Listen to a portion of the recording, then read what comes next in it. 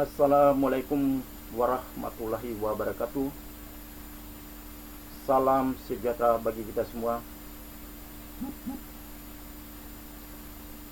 Saya bernama Marvin Timu Apipima, NPM 19524041, Magister Hukum Universitas Internasional Batam. Saat ini saya akan memaparkan tugas saya dengan judul Perlindungan Hak Masyarakat Terhadap Hukum Kesehatan dan Hak Asasi Manusia.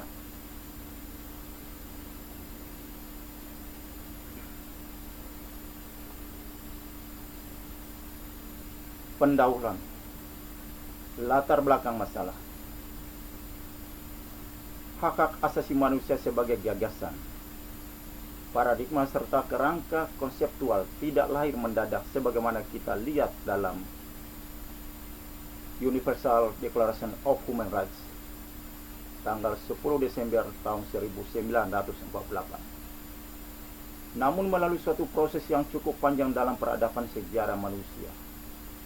Dari perspektif sejarah deklarasi yang ditandatangani oleh Majelis Umum PBB tersebut dihayati sebagai suatu pengakuan yuridis formal dan merupakan titik khususnya yang tergabung dalam Perserikatan Bangsa-Bangsa atau yang kita kenal United Nations of Organization. Upaya konseptualisasi hak-hak asasi manusia jauh sebelumnya telah muncul di tengah-tengah masyarakat umat manusia, baik di barat maupun di timur, kendati pun upaya tersebut masih bersifat lokal, parsial dan sporadikal. Hak asasi manusia atau yang kita kenal adalah HAM merupakan sesuatu yang sangat penting dalam kehidupan umat manusia. Setiap manusia yang lahir sudah melekat hak asasinya. Orang lain tidak dapat mengganggu hak asasi masing-masing individu. Oleh karena itu, hak asasi harus dipahami oleh setiap orang. Karena begitu pentingnya hak asasi manusia dijadikan sebagai salah satu materi dalam perkuliahan pendidikan Pancasila dan kewarganegaraan.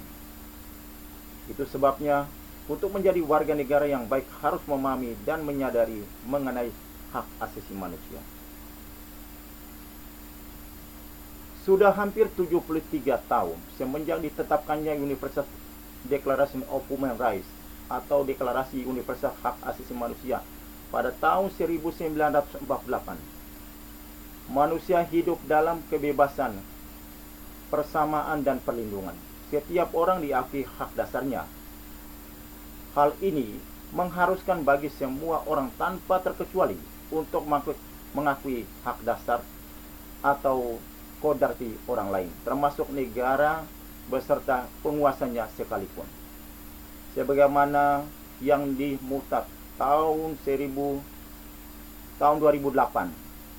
Universal Deklarasi Hak Asasi Manusia adalah puncak konseptualisasi HAM universal. Artinya, isi deklarasi Universal Hak Asasi Manusia berlaku untuk semua bangsa di dunia, termasuk Indonesia. Indonesia merupakan negara yang mendeklarasikan kemerdekaan 3 tahun lebih dahulu sebelum ditetapkan Deklarasi Universal Hak Asasi Manusia pada tahun 1948. Negara sangat memperhatikan penegakan HAM dalam upaya memberikan jaminan atas penegakan HAM. Materi muatan HAM dimasukkan dalam amandemen dan Undang-Undang Dasar tahun 1945. Di dalam pembukaan Undang-Undang Dasar 1945 juga terdapat ketentuan mengenai HAM. Setiap negara bertanggung jawab terhadap hak asasi tiap warga negaranya, sebagaimana di dalam pasal 71 Undang-Undang Negara Republik Indonesia nomor 39 tahun 1999 tentang hak asasi manusia dijelaskan sebagai berikut. Pemerintah wajib dan bertanggung jawab menghormati, melindungi, menegakkan dan memajukan hak asasi manusia yang diatur dalam undang-undang ini. peraturan perundang-undangan lain, dan hukum internasional tentang hak asasi manusia yang diterima oleh negara Republik Indonesia. Pemerintah Indonesia harus senantiasa menjamin eksistensi hak-hak dasar setiap warga negara. Tidak boleh membiarkan begitu saja dan lepas tanggung jawab terhadap hak asasi tiap warganya. Pemerintah juga bertanggung jawab terhadap hak asasi dalam segala bidang sebagaimana dalam pasal 72 Undang-Undang Republik Indonesia nomor 39 tahun 1999 tentang hak asasi manusia, yaitu kewajiban dan tanggung jawab pemerintah sebagaimana dimaksud dalam pasal 71, meliputi langkah implementasi yang efektif dalam bidang hukum, politik, ekonomi, sosial budaya, pertahanan dan keamanan negara, dan bidang lain seperti bidang kesehatan. Dengan kata lain, pemerintah harus memenuhi dan menjamin hak sipil dan hak ekonomi, sosial budaya dan kesehatan. Permasalahan perlindungan hak masyarakat terhadap hukum kesehatan dan HAM dalam sebuah penelitian.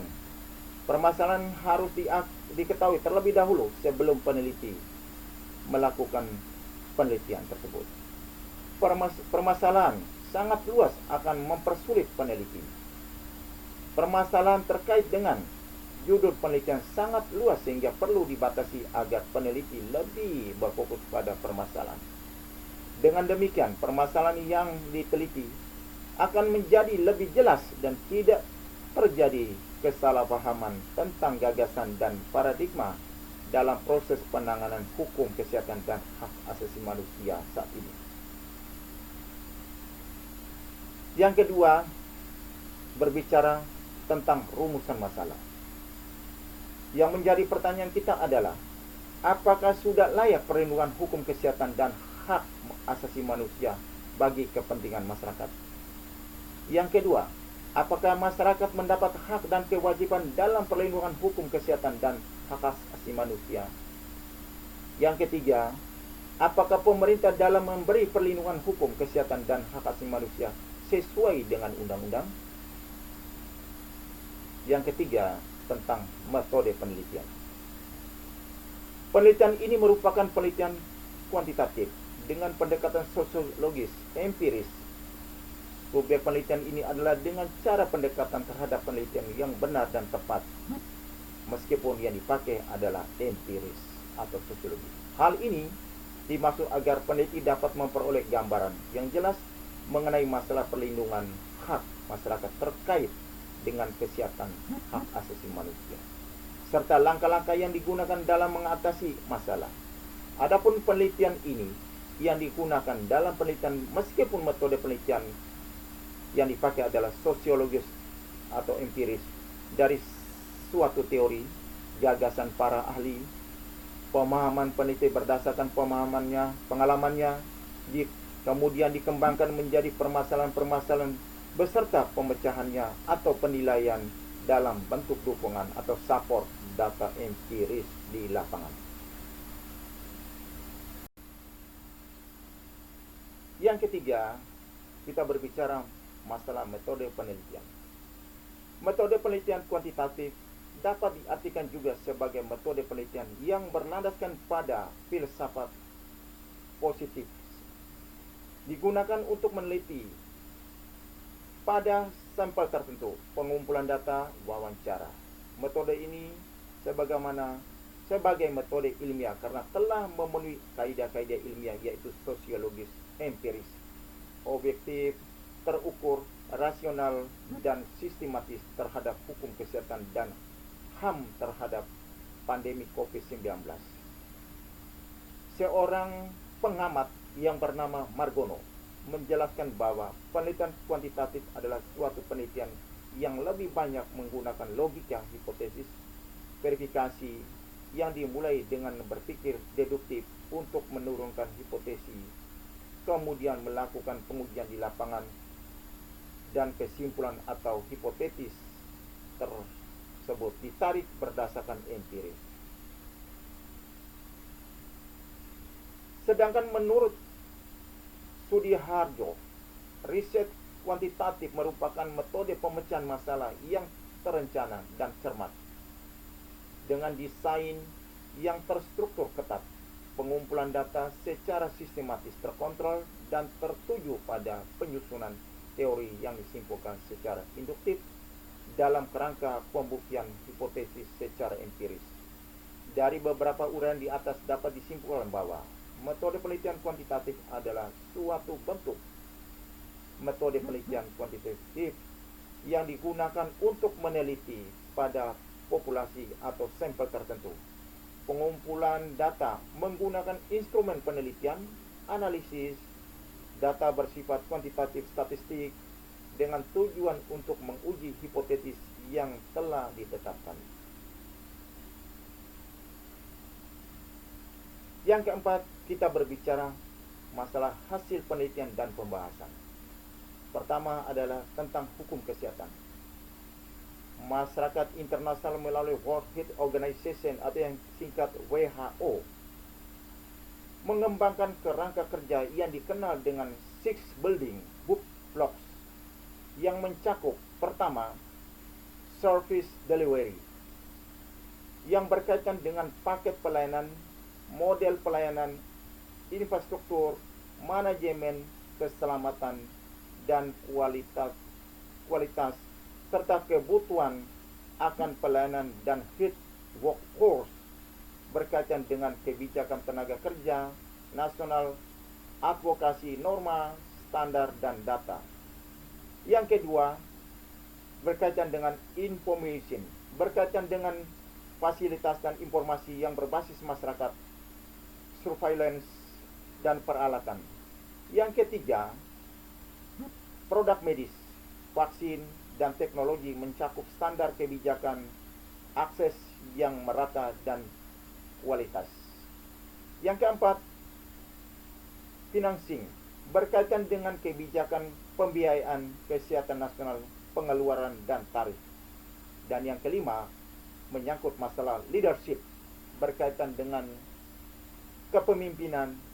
Dan yang keenam, governance, yang berkaitan atau mencakup kebijakan sektor kesehatan dan regulasi. Dalam pada itu, pada tahun 2014, World Health Organization menyepakati pencapaian Universal Health Coverage, yaitu sistem kesehatan yang memastikan setiap warga memiliki akses yang adil terhadap pelayanan kesehatan promotif, preventif, kuratif, dan rehabilitatif yang bermutu dengan biaya yang terjangkau, mencakup dua elemen inti di dalamnya. Dua elemen inti adalah akses pelayanan kesehatan yang adil dan bermutu bagi warga dan perlindungan risiko finansial terhadap warga menggunakan pelayanan kesehatan. Untuk menguatkan sistem kesehatan, digunakan pendekatan daya guna yang mencakup pertama, penetapan status kesehatan yang diinginkan sebagai starting point untuk mengidentifikasi hambatan dan permasalahan sistem kesehatan tersebut. Yang kedua, mengatasi permasalahan sistem kesehatan sebagai sebuah langkah yang spesifik untuk mencapai outcome melalui upaya yang berdampak pada semua aspek. Yang ketiga, mengatasi isu kapasitas dan kebijakan sistem kesehatan. Yang keempat, mendorong pengembangan strategi dan rencana sistem kesehatan nasional dan mengurangi investasi yang tidak diperlukan. Yang kelima, meningkatkan pengawasan dan evaluasi. Berdasarkan hal di atas, tampak bahwa perkembangan teknologi kesehatan turut mempengaruhi jasa pelayanan dan promotif di dalam bidang kesehatan. Akibatnya juga bertambah besar dan kemungkinan untuk melakukan kesalahan semakin besar pula. Dalam banyak hal yang berhubungan dengan masalah kesehatan, sering ditemui kasus-kasus yang merugikan pasien.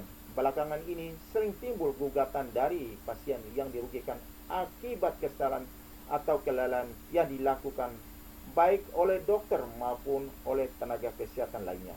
Oleh karena itu, tidak mengherankan apabila profesi kesehatan ramai diperbincangkan baik kalangan intelektual, masyarakat awam, maupun kalangan pemerhati kesehatan. Menurut Undang-Undang Nomor 36 Tahun 2009 tentang Kesehatan, Pasal 1 disebutkan bahwa kesehatan adalah suatu keadaan sehat seseorang, baik secara fisik, mental, spiritual, maupun sosial, yang memungkinkan setiap orang untuk hidup produktif secara sosial, yang memungkinkan setiap orang hidup untuk produktif secara sosial dengan ekonomis. Selanjutnya, dalam pasal 4 juga dinyatakan bahwa setiap orang mempunyai hak yang sama dalam memperoleh derajat kesehatan yang optimal. Definisi lain tentang sehat diungkapkan menurut WHO, yaitu sehat adalah a state of physical, mental, and social well-being, and not merely the absence of disease of infirmity. Sehingga dapat dipahami kemudian bahwa kesehatan adalah merupakan satu hak asasi manusia, dan setiap manusia berhak mendapatkan perawatan kesehatan yang layak apabila kesehatannya terganggu. Dokter dalam hubungannya dengan pelayanan kesehatan selalu berhubungan dengan pasien. Salah satu aspek yang mempunyai arti penting dalam hubungan dokter dengan pasien adalah mengenai hubungan hukum antara mereka, yang menimbulkan adanya hak dan kewajiban timbal balik antara dokter dan pasien. Poin yang kedua kita berkaitan dengan hak asasi manusia dalam rangka konseptualisasi dan reinterpretasi terhadap hak asasi manusia yang mencakup bidang-bidang yang lebih luas itu.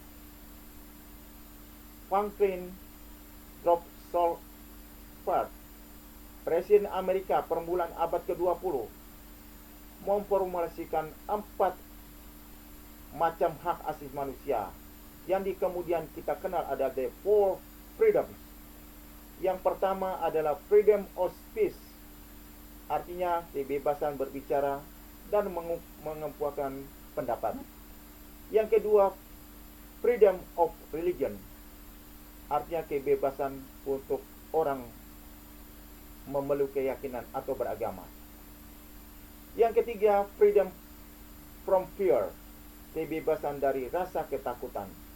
Yang keempat, freedom from bond, kebebasan dari kemelaratan. Hal ini yang kemudian menjadi inspirasi dari Declaration of Human Rights pada tahun 1948. Terdapat deklarasi sedunia tentang hak asasi manusia. Perserikatan bangsa-bangsa sedunia melalui wakil-wakilnya memberikan pengakuan dan perlindungan secara yuridis formal, walaupun dalam realisasinya juga disesuaikan dengan kondisi serta peraturan perundang-undangan yang berlaku.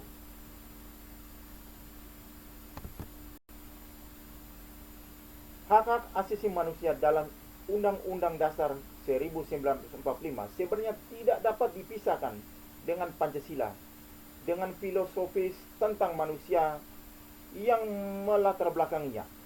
Menurut Pancasila, hakikat manusia adalah tersusun atas jiwa dan raga, kedudukan kodrat sebagai makhluk Tuhan dan makhluk pribadi, adapun sifat kodratnya sebagai makhluk individu dan makhluk sosial. Dalam pengertian inilah, maka hak-hak asasi manusia tidak dapat dipisahkan dengan hakikat kodrat manusia tersebut. Konsekuensinya, dalam realisasi, maka hak asasi manusia senantiasa memiliki hubungan yang korelatif dengan wajib asasi manusia karena sifat kodrat manusia sebagai individu dan makhluk sosial. Dalam rentangan berdirinya bangsa dan negara Indonesia, dalam kenyataannya secara resmi, Deklarasi Bangsa Indonesia telah lebih dahulu dirumuskan dari Deklarasi Hak-Hak Asasi Manusia PBB. Karena pembukaan Undang-Undang Dasar 1945 dan pasal-pasalnya diundangkan tanggal 18 Agustus tahun 1945, adapun Deklarasi PBB pada tahun 1948. Hal ini merupakan fakta pada dunia bahwa bangsa Indonesia sebelum tercapainya pernyataan hak-hak asasi manusia sedunia PBB telah mengangkat hak-hak asasi manusia dan melindunginya dalam kehidupan negara yang tertuang dalam Undang-Undang Dasar 1945. Hal ini juga telah ditekankan oleh para pendiri bangsa atau para pendiri negara, misalnya pernyataan Muhammad Hatta dalam sidang BPUPKI atau yang kita kenal adalah Dokuritsus Sumbi Tisokai sebagaimana berikutnya. Walaupun yang dibentuk itu negara kekeluargaan, tetap masih perlu ditetapkan beberapa hak dari warga negara agar jangan sampai timbul negara kekuasaan atau mangsat atau negara penindas. Deklarasi Bangsa Indonesia pada prinsipnya termuat dalam naskah pembukaan Undang-Undang Dasar 1945. Dan pembukaan Undang-Undang Dasar 1945 inilah yang merupakan sumber normatif pada hukum positif Indonesia, terutama penjabaran dalam pasal-pasal Undang-Undang Dasar 1945. Dalam pembukaan Undang-Undang Dasar 1945 alinea ke-1 dinyatakan bahwa kemerdekaan adalah hak segala bangsa. Dalam pernyataan terkandung pengakuan secara yuridis hak asasi manusia tentang kemerdekaan sebagaimana tercantum dalam Deklarasi Universal Hak-Hak Asasi Manusia PBB pasal 1. Dasar filosofi hak asasi manusia tersebut bukanlah kebebasan individualisme, melainkan menempatkan manusia dalam hubungannya dengan bangsa alias makhluk sosial, sehingga hak asasi manusia tidak dapat dipisahkan dengan kewajiban asasi manusia. Kata-kata berikutnya pada alinea ketiga pembukaan Undang-Undang Dasar 1945 adalah sebagai berikut. Atas berkat rahmat Allah yang Maha Kuasa dan dengan didorongnya oleh keinginan luhur supaya berkehidupan kebangsaan yang bebas, maka rakyat Indonesia menyatakan dengan ini kemerdekaannya. Pernyataan tentang atas berkat rahmat Allah yang Maha Kuasa mengandung arti bahwa dalam Deklarasi Bangsa Indonesia terkandung pengakuan manusia yang berketuhanan yang Maha Esa, dan diteruskan dengan kata supaya berkehidupan yang berkebangsaan bebas. Maka pengertian bangsa, maka negara Indonesia mengakui hak-hak asasi manusia untuk memeluk agama sebagaimana tercantum dalam Deklarasi Universal Hak Asasi Manusia PBB pasal 18. Dan dalam pasal Undang-Undang Dasar 1945 dijabarkan dalam pasal 29 terutama ayat 2.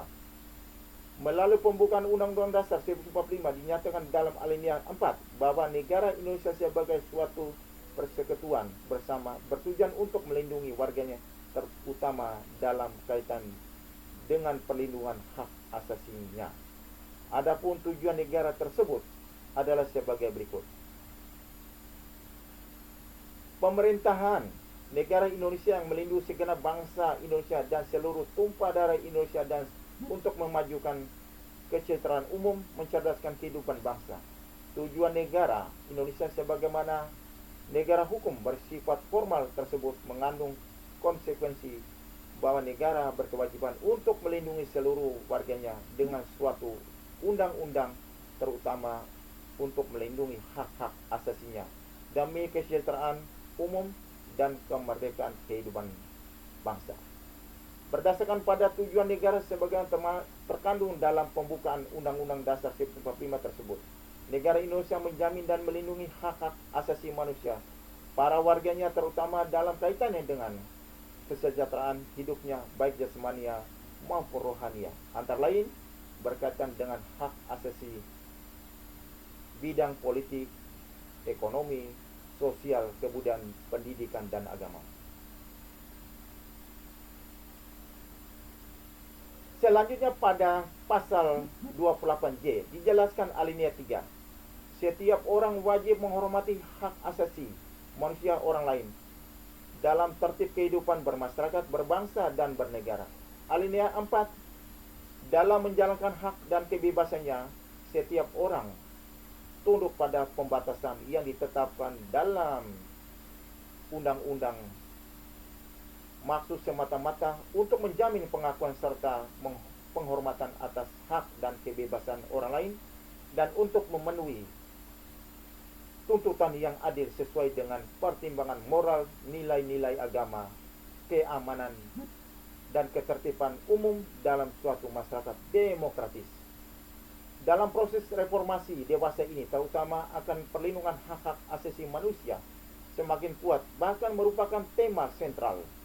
Oleh karena itu, jaminan hak asasi manusia sebagaimana yang terkandung dalam Undang-Undang Dasar 1945 menjadi semakin efektif, terutama dengan diwujudkannya Undang-Undang Republik Indonesia Nomor 39 Tahun 1999 tentang hak asasi manusia.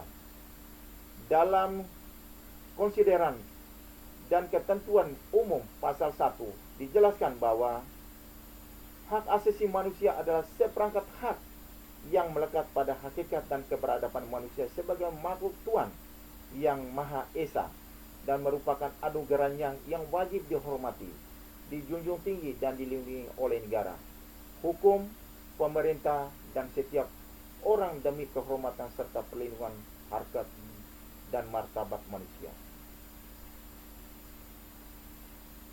Hak-hak asasi tersebut meliputi hak untuk hidup, hak berkeluarga dan melanjutkan keturunan, hak mengembangkan diri, hak memperoleh keadilan, hak atas kebebasan pribadi, hak atas rasa aman, hak atas kesejahteraan, hak turut serta dalam pemerintahan, hak wanita, dan hak anak.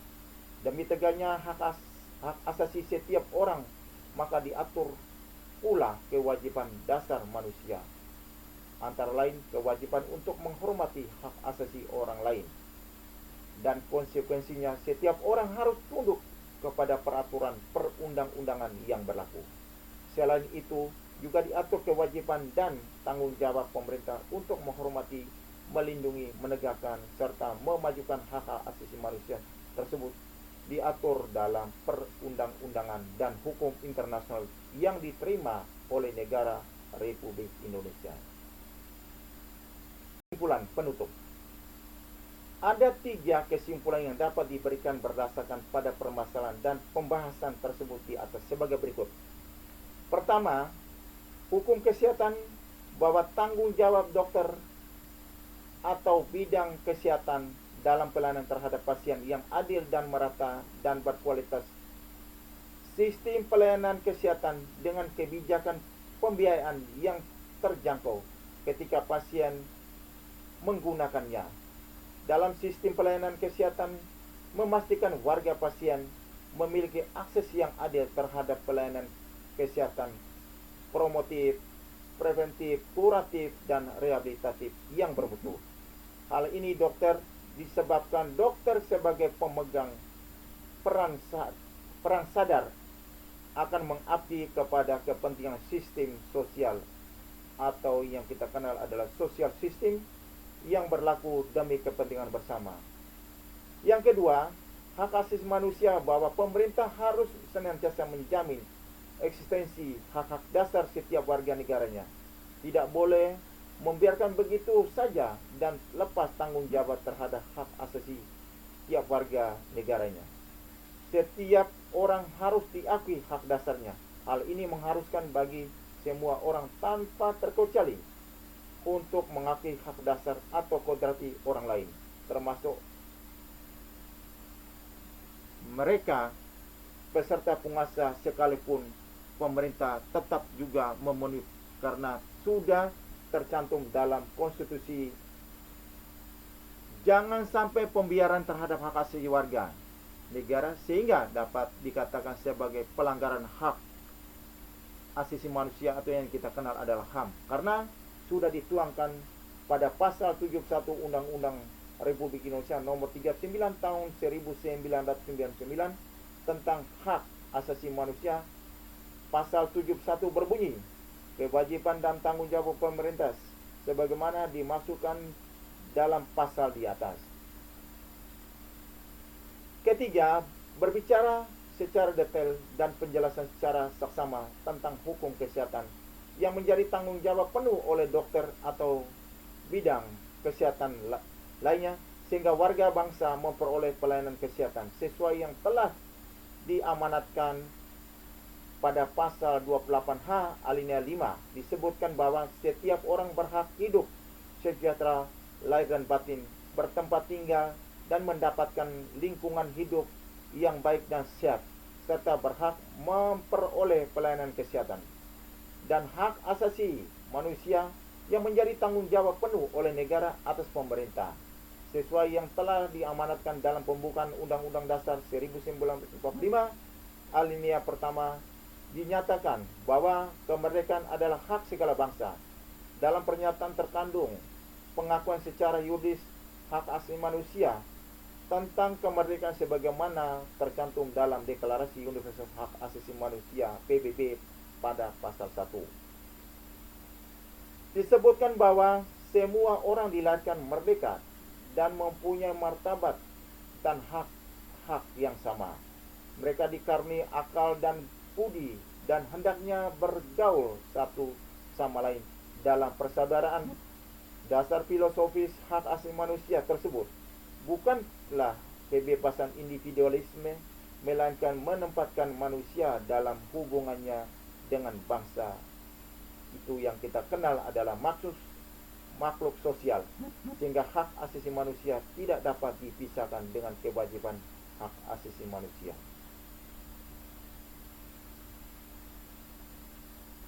Penutup, terima kasih. Apa yang telah saya paparkan dengan judul perlindungan hak asasi manusia yang berkaitan perlindungan hak masyarakat terhadap hukum kesehatan dan hak asasi manusia. Pada kesempatan ini, apa yang saya paparkan ini menjadi pelajaran bagi kita semua, sehingga ke depan apabila ada peningkatan, ada perubahan, inilah yang menjadi bekal buat kita masa kini dan masa yang akan datang. Mohon maaf ada hilaf dan salah. Saya akhiri. Wassalamualaikum warahmatullahi wabarakatuh. Salam sejahtera bagi kita semua.